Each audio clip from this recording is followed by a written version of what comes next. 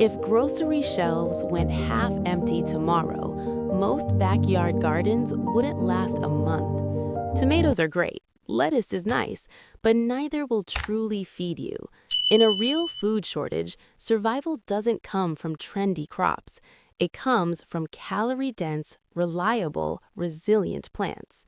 And today, I'm going to show you 10 crops that could actually keep you alive, even if supply chains break down. But number one on this list, almost no beginner grows enough of it. Food prices are rising, weather is unpredictable, and more people are realizing that food security starts at home. This video is for beginner gardeners, survival growers, backyard homesteaders, and even urban balcony gardeners who want practical, no-nonsense advice. You'll learn which crops provide real calories, which ones store well, which survive tough conditions, and how to grow them even in small spaces. If you care about growing your own food, you're in the right place. Let's start with the crop that feeds more people worldwide than almost anything else. Potatoes. Potatoes are survival gold. They're calorie-dense, they grow underground protected, and they produce heavily in small spaces. One 10 by 10 foot bed can yield over 50 to 100 pounds if grown well. But here's where most people mess up. They plant grocery store potatoes and never hill the soil. To maximize yield, use certified seed potatoes. Plant 4 inches deep, hill soil up around stems as they grow, keep soil consistently moist, not soaked. You can even grow them in buckets or grow bags. And when stored in a cool, dark place, they can last for months. But potatoes alone won't sustain you. You need protein. Dry beans. Beans are survival protein. They fix nitrogen into the soil. They grow vertically, and when dried, they store for years. Pole beans are ideal for small gardens. Bush beans mature faster. Now here's the part no one talks about. For survival, you don't harvest them green. You let them dry fully on the plant, then shell and store in airtight jars. Pair beans with the next crop on this list and you create a complete protein source. Corn. Corn isn't just for summer barbecues. Dent corn and flint corn can be dried and ground into flour or cornmeal. It stores long-term, it provides carbohydrates, and it pairs perfectly with beans. But this is where most beginners struggle. Corn needs to be planted in blocks, not rows. Why?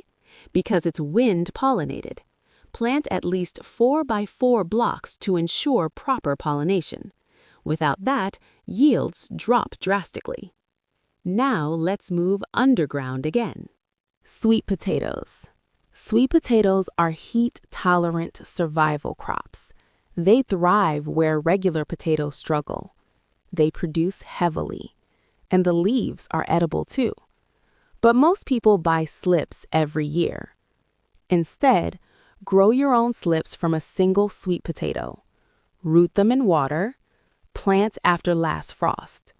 They require little maintenance once established, and they store exceptionally well. But calories aren't everything. You also need nutrient density. Kale. Kale survives frost. It survives light snow. It keeps producing when other crops fail. In cooler climates, it can overwinter. Harvest outer leaves continuously. Now, here's the secret advantage. Cold weather makes kale sweeter.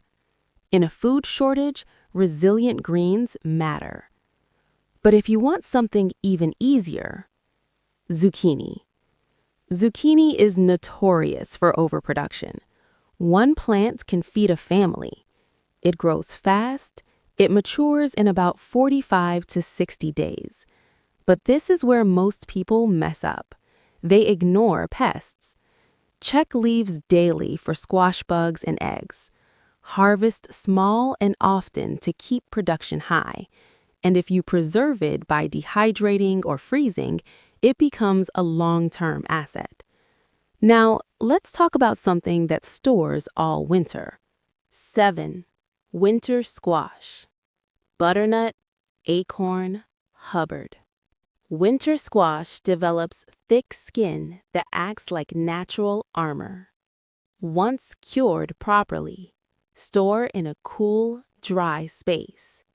They can last 3 to 6 months.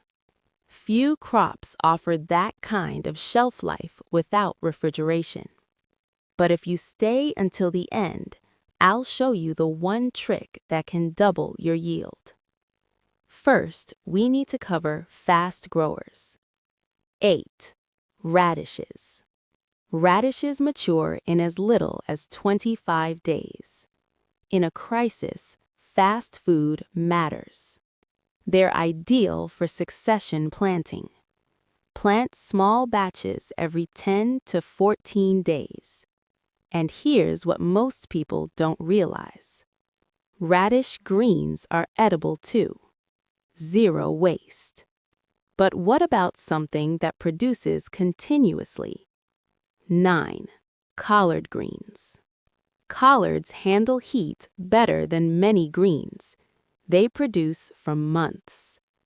Like kale, harvest from the bottom up. The plant keeps growing. In warmer climates, this is a survival staple. But now we come to the crop that ties everything together. 10. Garlic. Garlic is low effort. Plant in fall, harvest in summer. It stores long term. It boosts immunity. And it enhances flavor when food variety is limited. But this is where timing matters. Plant before hard frost. Mulch heavily. Let nature do the rest. The one trick that can double your yield. Here it is. Companion planting and dense spacing done correctly. The traditional 3 sisters method, corn, beans, squash, maximizes space and soil nutrients. Vertical growth plus ground cover plus nitrogen fixation. But don't overcrowd randomly. Plan spacing carefully. Tall crops north side, low growers south side. Keep airflow strong. Most gardens waste space. Efficient design changes everything. If you want to start today, follow this simple plan. 1. Choose 3 calorie crops: potatoes, beans, corn or sweet potatoes. 2.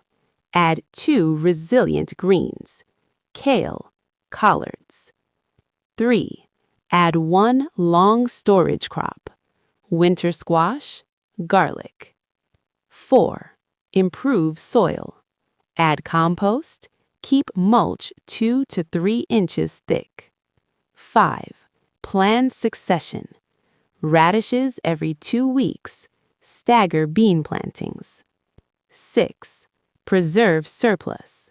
Dry beans, cure squash, store potatoes properly. Start small. Even 1 raised bed can produce meaningful food. Food shortages don't have to mean fear. They can mean preparation. They can mean resilience. Start small. 1 bed, 1 bucket, 1 crop. Then expand. Because when you grow your own food, you're not just gardening. You're building security. You're building independence. You're building freedom. If this helped you, subscribe for more gardening and self-sufficiency guides. And I'll see you in the next one.